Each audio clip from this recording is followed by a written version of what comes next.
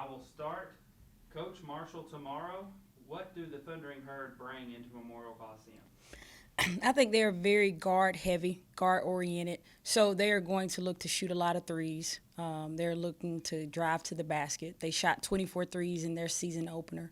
So we are going to have to close out in a disciplined defensive stance and high hands, being ready to guard the drive and the shot, and then just having great help side. But I think other than that, we got to bring our energy, and it's more about what we do, not about what Marshall does.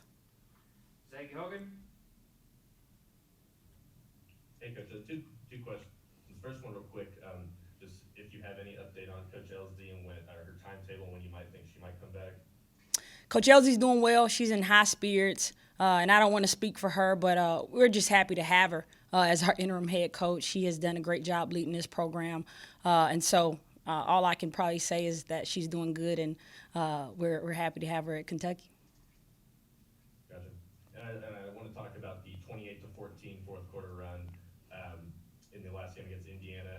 What changed in that fourth quarter compared to those first three, especially on the defensive end down the stretch there?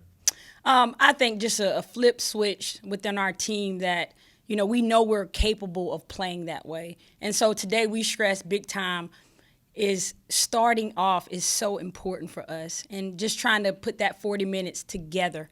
And so how you saw us play in the second half is how we want to play overall, and we know that we're capable. So we had some big people step up and change their attitude and just like, y'all, we got to, buckle down and get defensive stops because we were struggling the entire game on getting stops. And so I think one or two people buckled down and everybody just followed suit. And, that's what we're capable of. That's Kentucky basketball. You can keep going, Zach. And so you talked about trying to get off to a good start. So how do you carry this over into this game on Marshall and make sure you don't avoid one of those, 23 to 10 type pulls early on? Correct. I think watching film, we watched film with our team today, and we showed the first two possessions, offensively and defensively. And we showed our team that first defensive clip, and we asked them, is this how we play? Is this Kentucky basketball? Will this team, get the sense of, hey, they're bringing it? And everybody said no. And so making them see that, I think will then help us get to a better start once they see it on film and just like, okay, we're not doing what our coaches are asking us to do every day in practice. So all we can do as coaches is to continue to preach that to them. And I think eventually it will click because we have that type of team that will turn it around and wants to do better. And so I think we'll have better starts. If we don't, we'll still preach to them and try again. So. Maggie Davis. Hi, Coach. Ryan seemed to be back sort of in her usual form to what we all were expecting out of her this season. How good did it feel to see her out there doing, what she does best, and what do you need to see out of her against Marshall? It was very good seeing her in her element. Obviously, versus Kansas State, that was her first game back. So trying to get those first game jitters out. And so this past game, we saw Ryan Howard, come into the light. And so she brought it. I think she's just the overall player. And so even if she's not scoring, she's affecting the game on the defensive end as far as and then passing offensively. So want to see her continue to do that. And she just makes our teams better when she's on the court. And I think when she was off the court, she was a good teammate, and people are stepping up, when she was in foul trouble or in her absence. So I think it's been very good for our team to have her on the court. You coach the guards. Talk about Chastity and her development over the last year and a half here at Kentucky. Yes. The biggest thing for Chassie, when I talk about development, I think it is defensively. None of us probably want to be handling the ball when Chassie Patterson is guarding us. She has done a great job on ball defense and just putting their point guard under a lot of pressure. And so I think that's the biggest area in her game that she has grown. But offensively, she is leading our team. She is, trying to get us in the offense and get us going. But we are much better, as a team when she is, doing the things that she does well, and that's leading us offensively and defensively. Zach. Just want to talk real quick about the two transfers, Olivia and Robin, and how important they've been, not just on the court, but even off the court, especially with Olivia. That picture that's kind of gone around of her jumping with Tatiana on that three. those two, it just feels like they bring a different sort of energy that was really necessary in that fourth quarter. Can you just talk a little bit more about those two? Yes, they are great additions to our team. And I think they bring energy. That's the biggest thing. Like, they're not even starters, but they're buying into their role. And that's the most important thing for this team. And Coach Elsie has met with everybody individually about their role and what we need them to bring. And I think those two particularly have bought into it, and they want to see the team do well. So they want to do whatever they need to do. So to me, they're X factors. You know, they come off that bench, they're ready to go to make an impact. And so just because you come off the bench doesn't mean you can't play starter minutes. And so I think they have bought into that, and whatever they need to do to help this team, you know, they're willing to do. And you know, that picture with Olivia and Tot, she was in the background shooting with Tot. That is the epitome of a great teammate. Maggie? Coach, I think Dre has really come out and surprised a lot of people this year. Is what she's doing right now surprising you all as a staff, or is this sort of what you expected from her? It's exactly what we expected. We are not surprised, but we're glad you all are surprised. But she is bringing it. You know, obviously y'all probably saw in the first game and probably maybe had her down and out and counting her out. But, you know, she came back, and we just tell Dre to slow down. When she slows down, she is a force to be reckoned with, and she is a dog, as we all know, in the post.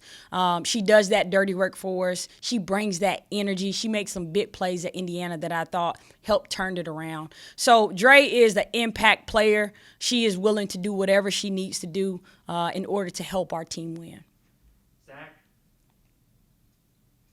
I wanted you to take us just the few hours before tip-off, just what was going through your mind when you learned that you and Coach Butts would be kind of leading the charge here. And it seems like it's just really kind of you two right now on the sidelines. So what was the difference between, you know, coaching this game and those first three games? Obviously, Elsie was not with us, but we are all on the same page as far as our offensive philosophy, our defensive philosophy. So when that happened, obviously, we wanted Elsie to be there, but we knew she could not. And so we knew we had to step up. And, you know, Butts has 8 years of coaching experience at Arizona. You know, and I've been surrounded by, you know, Matthew, Elsie, and Butts for years. And so I've learned from the best. And so I was ready to step up to the challenge and do whatever I needed to do to help this team win. Butts had to scout. She had to scout Indiana. And so we were prepared. You know, we just knew we had to go in there and take care of business. And, you know, once we found that out about Elsie, we wanted to win that game for Elsie. And so we were prepared. It wasn't, you know, like, oh, you know, freaking out. We were ready to, you know, lead our team to a victory. Maggie? Coach, you've talked a little bit about sort of the role players on this year's team, the players who are willing to do the dirty work. I think even Kiki tweeted something sort of along those lines recently. Is that sort of idea of having to buy in and do what's best for the team something that you all as a coaching staff have to convince any team to really buy into, or is that something that just sort of naturally happens as this group sort of gels together and progresses throughout the season? I think on any team and any team I've played on, it's a process, you know, because you've played basketball your entire life, you know, and in some areas you've been taught, hey, scoring, you know, this and that. When you're in the stat sheet, like, that's what matters. But at the end of the day, when, you know, your coaches believe in you and you have people that know basketball, it doesn't matter about points and what you put on the stat sheet. And so I think it's our job as coaches to bring in, you know, the team that we can have players that fill in specific roles. And so you have to buy into that role. And so I think that takes a process for those players to buy into. But once they do, and as you can see with Kiki McKinney, this is her 4th year, and she's been every year just buying into that role. And she's just doing it well, you know, being a screener, being a rebounder, doing the things that, like she said, it doesn't show up on the stat sheet. But as coaches, we know, like, they're valuable. We need her on the court because she does this, this, and this. So it is a process to buy into it, and I think our team is definitely buying into their individual roles. Is there anything else for Coach Smith? All right, John Wong? Hey, Amber, it's 2020. It's a year like no other. You had this raging pandemic going on. Then the head coach, Mitchell, he retires. You've got the thing going on with Ryan and her suspension. And then Coach Elsie gets sick. How in the world have you been able to kind of keep your sanity through You just got to do it. And I think everybody has dealt with something in 2020, and that doesn't exclude us. And so, we've been ready to step up to any challenge that has come our way. And specifically with Ryan, and that suspension, that gave people an opportunity to step up. So just trying to find an opportunity in whatever difficult challenge that happens, you got to step up to it and you got to keep on moving. And so I think that's what we've done, and we've done a great job of continuing to just push through and keep on going. Compared to last year, let's go ahead and just factor the pandemic aspect out of it. How is the culture of this team, or how practice has been different?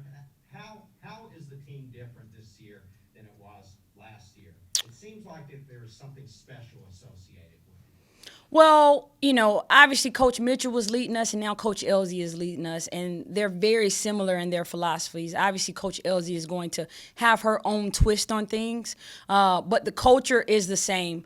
What we do here at Kentucky, that's how we do it, and we all believe in that. But I think we just have some great additions to the team as far as players. And one of our players said recently that, she thinks the coaches do a good job of just bringing in good people, good individuals, that mesh very well. And so, I think we just have some good additions as far as talent-wise, but what we're doing and what we're preaching in practice is the same. How we want to play is the same, but just have some great additions to it as far as talent-wise. Last question to Zach. Hey, Coach, I know there's been some news going around recently that the College Basketball Oversight Committee might recommend that all the transfers are made available. Obviously, Jasmine Massengill is still not available right now. I just wanted you to talk about kind of what you've seen from her in practice lately, and if she's, in game shape, ready to go, to say that she might potentially, be able to play here in the next coming days. Would she be ready to go? Right. Jazz is in every practice. She does workouts with me individually. And so Jazz is in shape. She is ready to go if that happens. But we make sure we are preparing all our players. Even when we got the word before Olivia or Robin were eligible to play immediately, we made them go through practice just like any other player. So we want them to be game ready and game shape every single time. But Jazz is a really, really good leader. She brings it every single day. She knows one of her jobs right now, and one of her roles is to help her teammates get better in practice right now. So she's bought into that. I think she's going to be a great leader for us. So she's just, adding to our team every single day. Thanks, everybody.